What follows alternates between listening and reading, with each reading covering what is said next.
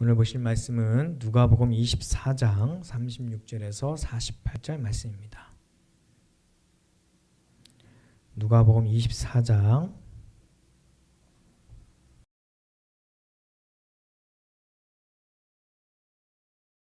말씀입니다.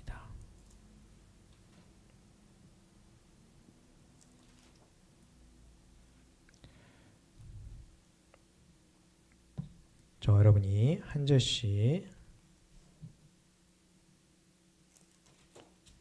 교독하겠습니다. 이 말을 할 때에 예수께서 친히 그들 가운데 서서 이르시되 너희에게 평강이 있을지어다 하시니, 예수께서 이르시되 어찌하여 두려워하며 어찌하여 마음에 의심이 일어나느냐.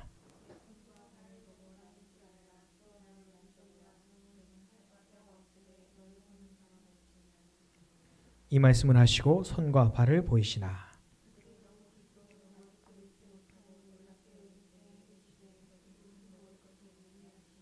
이에 구운 생선 한 토막을 드리니, 또 이르시되 내가 너희와 함께 있을 때에 너희에게 말한 바 곧 모세의 율법과 선지자의 글과 시편에 나를 가리켜 기록된 모든 것이 이루어져야 하리라 한 말이 이것이라 하시고,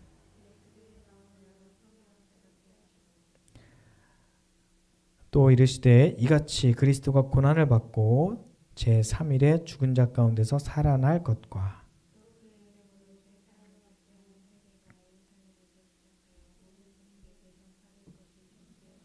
함께 하겠습니다. 너희는 이 모든 일의 증인이라. 아멘.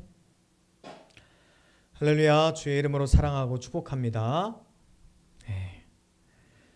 자, 이 킹스맨이라고 하는 영화가 있었는데요. 이 영화에서 회의를 하는 장면이에요. 실제 참석자는 2명이었고 회의에 올 수 없는 사람, 멀리 있는 사람, 이런 사람들이 홀로그램으로 참석하고 안경을 통해서 그 자리에 참석하지 않은 사람들까지 함께 보는 그런 장면이죠. 컨퍼런스, 이거는 스타워즈에서도 컨퍼런스를 이렇게 실제와 가상이 함께 진행하는 그런 장면입니다. 요즘 홀로그램까지는 아니어도 코로나 때문에 비대면 회의, 비대면 모임 이런 것들이 되게 활성화가 많이 되고 있죠. 이 경제적으로는 요즘 핫한 게 뭐예요? 가상화폐. 폭망했다가 요즘 다시 오르는 추세이기도 한데 어떻게 될지는 잘 모르겠어요. 일단 앞에 가상이라는 게 붙으니까 이게 진짜인가 가짜인가, 이게 실체가 있는가, 이런 느낌이 있잖아요. 그거 말고도 요즘에는 AR 안경이라고 그래가지고 이따만한 거 핸드폰 껴서 하는 것도 있고, 가상 실제로 나 혼자 응원하는데 같은 편이 옆에서 응원하는 그런 모습이 있기도 하고, 어떤 통신사에서 선전하는 것도 있었죠. 가상 공간과 가상 현실이 영상을 통해서 실제로 옆에 있는 것 같은 그런 느낌으로 기술이 발전하고 있습니다. 신기하죠?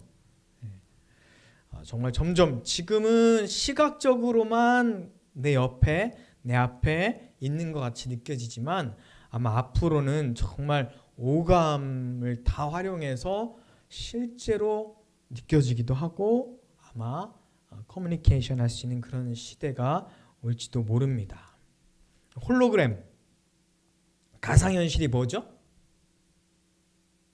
내 앞에 진짜가 아닌데 진짜처럼 있는 것을 말하는 거예요. 실제는 다른 곳에 있는데 느낌적으로는 마치 내 앞에 있는 것처럼. 지금은 이거 홀로그램이구나, 이거 영상이구나, 우리가 인식하면서 보고 있지만 앞으로는 정말 홀로그램인지 영상인지 실제인지 가짜인지 모를 정도로 발전할 수도 있어요. 어쩌면 현재도 기술은 발전해 있지만 우리만 모를 수도 있죠. 상용화가 안 되었을 수도 있고요. 지금 여기 실체가 없지만 그렇게 느끼는 것, 지금 우리가 영화나 책을 통해서 이 홀로그램이나 AR 기술이 굉장히 많이 발전해 있다는 것을 우리는 알 수 있어요. 아마 예전 아주 오래전 사람들이 이런 광경들을 봤다면 아마 어떻게 표현했을까요? 유령이라고 표현할 수도 있고 혹은 귀신이라고 표현할 수도 있고 어쩌면 뭐 천사라고 표현할 수도 있고 뭐 영혼이라고 표현할 수도 있죠. 그래서 예수님께서 오늘 본문 가운데 제자들에게 나타나셨을 때 그들이 놀라고 무서워하여서 그 보는 것을 뭐라고 표현했죠? 영으로 생각하는지라 라고 말씀하고 있습니다.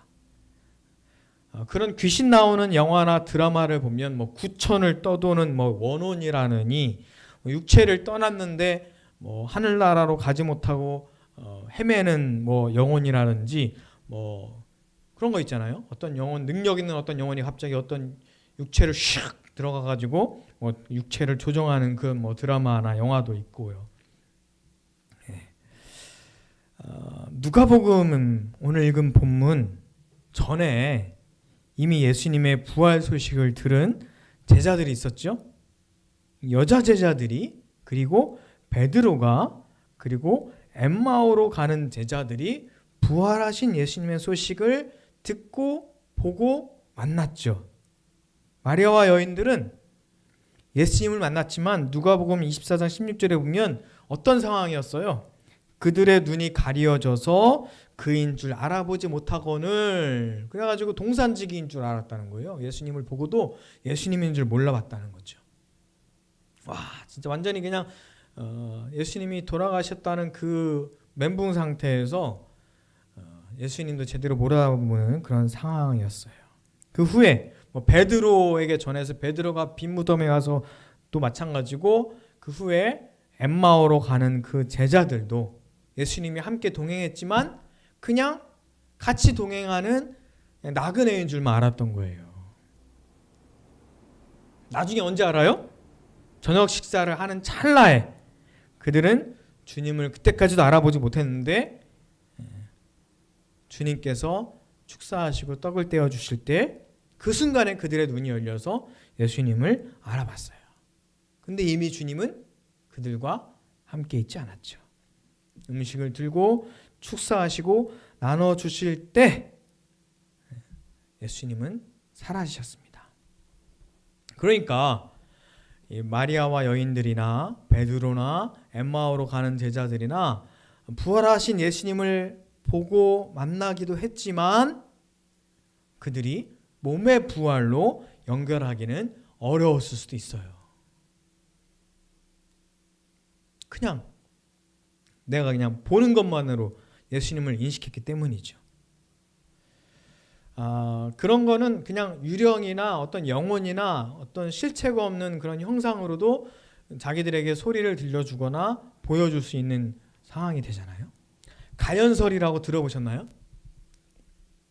물질은 악하고 영혼은 선하다라고 하는 그런 이분법적인 사고가 있어요.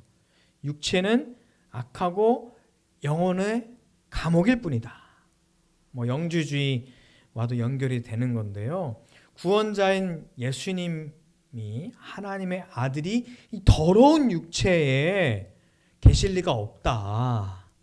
그래서 주님은 유령처럼 이 땅에 잠시 오셨다가 가셨을 뿐이다. 제자들은 주님의 환상을 봤을 뿐이다. 사람의 몸을 지닌 적이 없었다라고 주장을 합니다. 그래서 그들은 몸의 부활도 믿지 않아요. 오늘 본문은 이런 가연설을 주장하는 이들에게 정면으로 반박을 합니다. 몸의 부활 그리고 영과 육은 연결되어 있다라고 말씀하고 계세요. 자, 오늘 본문을 잘 살펴볼게요. 자, 엠마오로 가던 제자들, 글로바하고 한 이름 없는 제자가 예루살렘에 모여있는 제자들에게 찾아가서 부활하신 예수님의 소식을 전합니다. 우리가 예루살렘을 떠나서 엠마오로 갔던 길이었는데 어떤 사람이 우리와 함께 가다가 그 사람하고 예루살렘에 있었던 예수님의 그 십자가의 일을 모르는 것 같아서 우리가 막 전해주었더니 그가 성경 말씀을 풀어주고 또 저녁을 같이 먹자고 그래서 같이 먹으려고 했는데 뭐 떡을 떼면서 축사하는 그 순간 알고 봤더니 그분이 예수님 아닌가? 야, 근데 사라지셨어요. 예수님이 부활하셔가지고 우리에게 나타나셨어요 라고 제자들에게 지금 말하고 있는데 그때 예수님께서 그들에게 나타나셨죠. 바로 그 순간 예수님께서 나타나셔서 뭐라고 하셨을까요? 너희에게 평강이 있을지어다 라고 말씀하십니다. 평화의 인사를 나눠주시죠. 자, 그 순간에도 제자들은 부활하신 예수님을 영으로 생각했다는 거예요. 육체의 실체가 없는, 그러니까 몸에 부활하지 않으신 그냥 어떤 가상의 모습으로 생각을 한 거죠. 그들이 생각하시는 최대한의 개념이 영이다, 영으로 오셨다, 그거라는 거죠. 그런데 주님께서 그들에게 어떻게 하세요? 자기의 손과 발을 보라라고 말씀하시면서 그리고 여기 생선을 가져오라고 하시면서 그들과 함께 그들 앞에서 생선을 잡수시는 모습을 보여줍니다. 주님께서 육체의 부활을 보여주시는 거죠. 주님의 말씀을 함께 읽겠습니다. 우리 36절부터 39절이에요. 너희에게 평강이 있을지어다 하시니 그들이 놀라고 무서워하여 그 보는 것을 영으로 생각하는지라. 예수께서 이르시되 어찌하여 두려워하여 어찌하여 마음에 의심이 일어나느냐. 내 손과 발을 보고 나인 줄 알라. 또 나를 만져보라. 영은 살과 뼈가 없으되 너희 보는 바와 같이 나는 있느니라 라고 말씀하세요. 사랑하는 성도 여러분, 예수님께서 육신에 대하여 하신 말씀이 있죠? 마가복음 14장 38절 말씀 보시면 이런 말씀이 있어요. 시험에 들지 않게 깨어 있어 기도하라. 마음에는 원이로되 육신이 약하도다 하시고 라고 말씀합니다. 자, 육신이 약하다고 하셨지 악하다고 하신 게 아니에요. 육신이 약하다면 하나님께서 약한 것을 육신이 악하다면 하나님께서 악한 것을 창조하신 거잖아요. 그렇지 않다는 거예요. 자, 만물의 근원이 물질이라고 하는 유물론이나 물질만 귀하다고 하는 물질주의도 문제죠. 문제예요. 하지만 물질을 그리고 육체를 악하게 보는 것, 악의 근원으로 보는 것도 문제입니다. 육체는 그리고 육체나 물질보다 사실은 마음이 더 부패하잖아요. 예레미야 17장 9절 말씀 보면 같이 볼게요. 만물보다 거짓되고 심히 부패한 것은 마음이라. 누가 능히 이를 알리오마는. 세상은 악하고 교회는 선합니까? 교회도 얼마나 많이 썩은 교회가 많아요. 그러니 우리가 교회만 있자라고 하는 문제죠. 하나님은 세상을 사랑하셔서 아들 독생자 예수님을 주셨잖아요. 주님은 세상에 오셨고 주님은 몸을 입고 우리 가운데 오셨으며 다시 몸으로 부활하셨습니다. 우리는 세상에 살고 있어요. 그리고 우리는 몸을 가지고 살고 있습니다. 세상은 그리고 우리의 몸뿐만 아니라 우리의 마음은 약해요.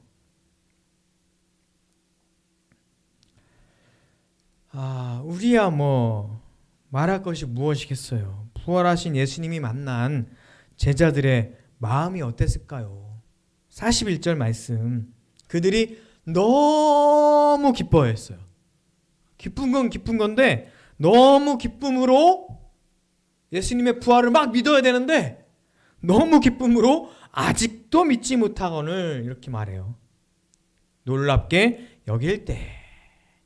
그 정도면 좀 믿을 만할 것 같은데 기쁜데 아직도 못 믿어요.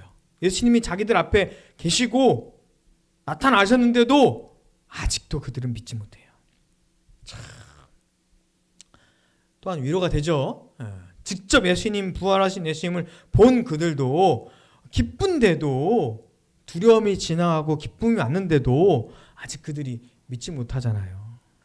우리들 가운데 아직 의심이 생기고 아직 믿음이 생기지 않았다면 여러분 실망하지 마세요. 하나님께서 여러분에게 믿음을 주시게 될 겁니다. 부활하신 주님을 다시 보니 기쁘긴 한데 이거 진짜 믿기가 어려운 거죠. 그리고 놀랍니다. 그들도 쉽게 믿지 못했어요. 눈으로 실제로 봐도 그러니까 우리야 뭐 더할 나위 없죠. 자, 그런데 예수님께서 어떻게 하셨죠? 생선을 가져오라. 그리고 함께 먹죠. 그리고 하나님의 말씀을 가르쳐 줍니다. 그들의 마음을 열어서 성경을 깨닫게 하시죠. 자, 주님은 개념으로 부활하신 것이 아니에요. 이론으로 부활하신 것이 아닙니다. 영화에서 보듯이 뭐 저승사자처럼 유령처럼 그렇게 나타나신 것이 아니에요. 영으로 그리고 육으로 이 땅에 오신 것처럼 그리고 부활하셨죠. 우리에게도 그렇게 하십니다. 자, 하나님께서 처음부터 생명을 주실 때에도 영혼과 육체를 함께 주셨어요. 모두 귀하고 모두 하나님께서 창조하셨으며 모두 하나님께로부터 온 겁니다. 모두 하나님께서 사랑하셔요. 우리의 몸도 소중하고 우리의 영혼도 소중합니다. 예전에요, 수도원에서 자기의 육체를 막 괴롭히고 고행하면서 믿음을 더 굳세게 하려고, 그래서 뭔가 깨달음을 얻으려고 하는 그런 움직임들이 막 있었죠. 참 어리석은 일이었어요. 종교개혁의 선봉장이라고 했던 루터도 자기의 구원을 위해서 몸부림을 쳤던 사람인데 자신의 경건, 선행, 그리고 고행, 의식 이런 걸 통해서 하나님 앞에서 의롭다함을 얻으려고 엄청 노력했죠. 어느 날 그가 수도사들과 함께 순례 여행을 하다가 성당이라는 곳이 있어요. 빌라도의 계단, 거룩한 계단이라고도 하는데 28칸이 되는 계단이에요. 뭐냐면 예수님의 재판을 받으시러 가실 때 올라갔던 그 계단을 콘스탄틴 황제의 어머니가 그 계단을 그대로 옮겨서 로마에 가져다가 놓은 곳에 성당을 지어서 계단 성당 이런 곳이 있어요. 아니, 그런 곳에 수도사들이 가서 예수님이 십자가 지러 가셨던 그 계단이니까 얼마나 거룩해요. 그래서 그곳을 사람들이 무릎으로 오르기 시작했어요. 루터도 무릎으로 그 계단을 오르면서 무릎이 얼마나 아파요. 그러면서 하나님 앞에 자기가 의로움을 인정받으려고 노력을 한 거죠. 그러나 그 계단을 오르면서 루터가 그런 생각을 했다고 합니다. 하나님께서 과연 이런 행위를 기뻐하실까? 이것이 성경의 가르침일까? 그때 로마서 1장 17절의 말씀이 떠올랐다고 합니다. 같이 읽겠습니다.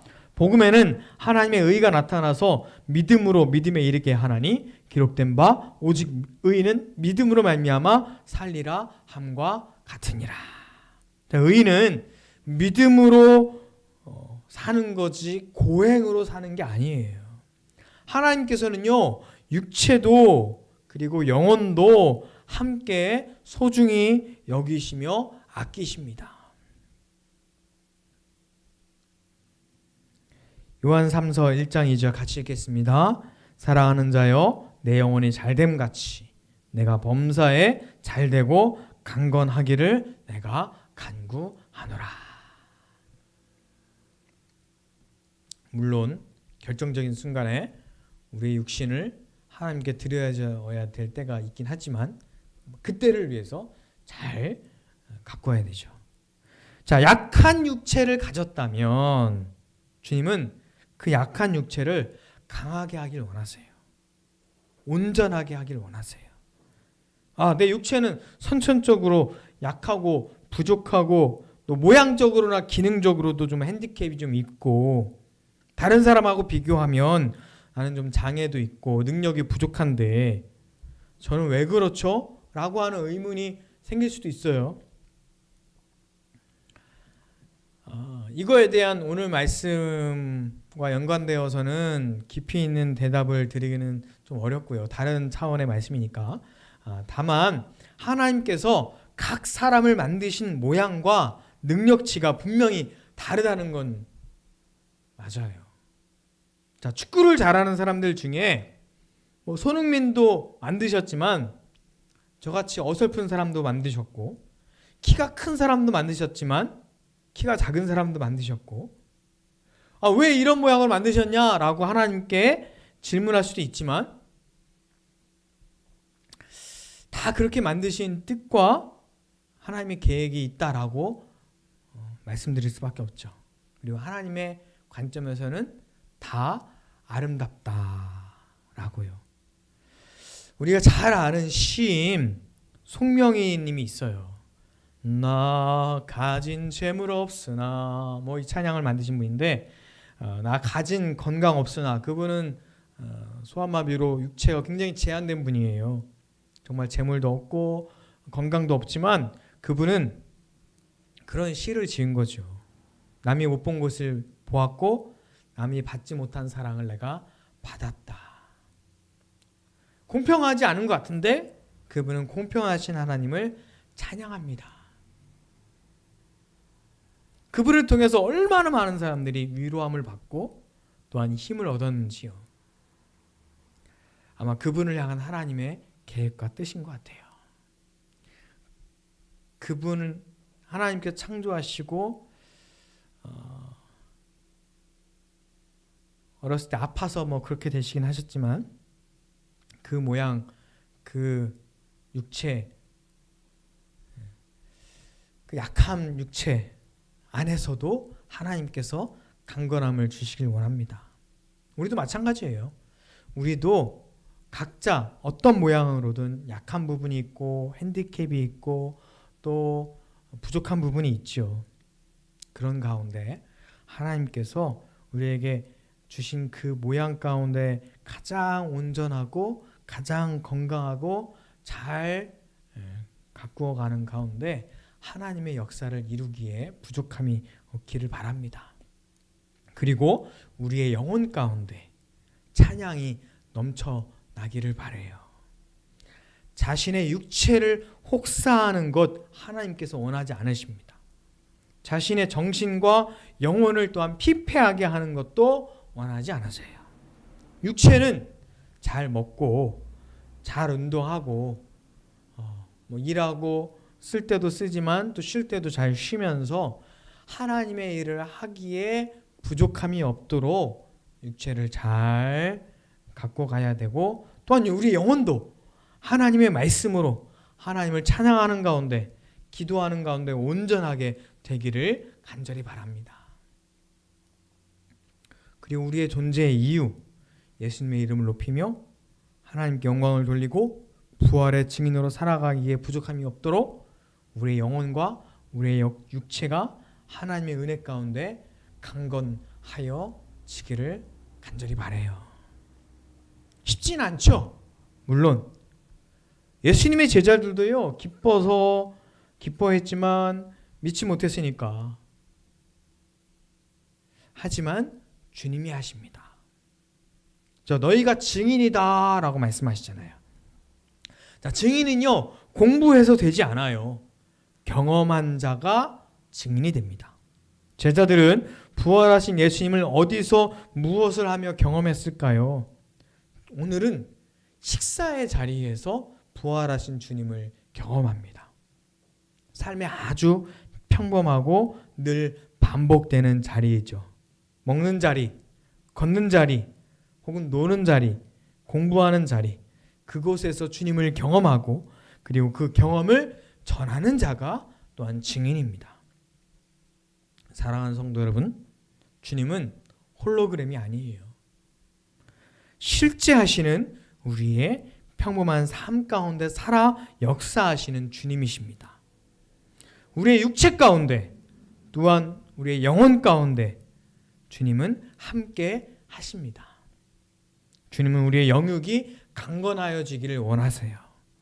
영육이 강건하다는 것은 갑자기 제가 손흥민처럼 축구를 잘하라고 하는 게 아니에요. 혹은 제가 갑자기 웨슬리처럼 되라는 건 아니죠. 내 안에 생명을 주신 하나님의 능력으로 나에게 주신 모양과 능력과 나에게 주신 하나님의 능력 안에서 온전하여지고 증인으로 살아가기를 하나님께서 원하시는 겁니다. 그래서 결정적인 순간에 복음을 잘 전할 수 있도록 나보다 뛰어난 사람처럼 되라는 것이 아니라 영육이 주님을 닮아서 주님께서 창조하신 원형대로 온전해지기를 원하시는 겁니다. 영육 가운데 영적으로 육적으로 주님을 경험하기를 원해요. 자, 내 삶에서 경험한 주님을 전하고 또한 증언하고 그런 증인된 삶을 살아가시기를 주의 이름으로 축원합니다. 기도하겠습니다. 사랑과 은혜 하나님, 주님은 실제로 부활하셨습니다. 그리고 제자들에게도 실제로 나타나셨습니다. 홀로그램으로, 영으로 실제가 없는 그냥 어떤 눈에 보이는 것으로만 나타난 것이 아니라 그들에게 나타나시고 손과 발을 보여주시며 함께 잡수시며 실제로 부활하셨음을 보여주셨고 제자들이 또한 그들이 증인이 됩니다. 우리도 우리 육체 가운데 임하신 주님, 우리 영혼 가운데 임하신 주님, 우리의 삶의 아주 평범한 자리에 임하신 주님을 경험하며 부활하신 주님을 체험하고 그 부활하신 주님을 증언하는 증인이 되게 하여 주시옵소서. 이론으로 그냥 이야기로 그냥 허황되게 부활하신 주님이 아니라 내 삶의 실제로 부활의 능력으로 우리 가운데 임하신 주님, 그 생명으로 사는 증인의 사람이 되게 하여 주시옵소서. 주님께서 함께 하실 줄 믿사오며 예수님의 이름으로 기도합니다. 아멘. 이 시간 약할 때 강함 대신에 찬양하시며 준비하신 예물 봉헌하겠습니다.